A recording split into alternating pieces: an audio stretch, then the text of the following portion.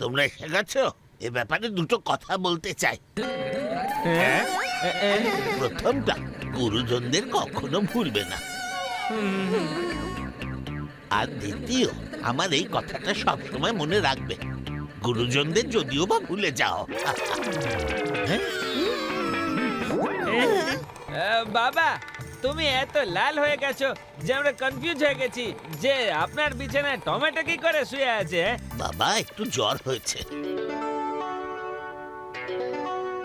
এখনই জ্বর মেপে নিচ্ছি বাবা।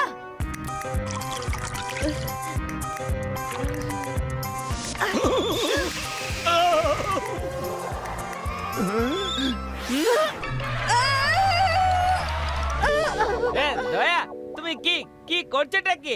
এই রুচিটা বলে দেবে আপনার কত জ্বর আছে।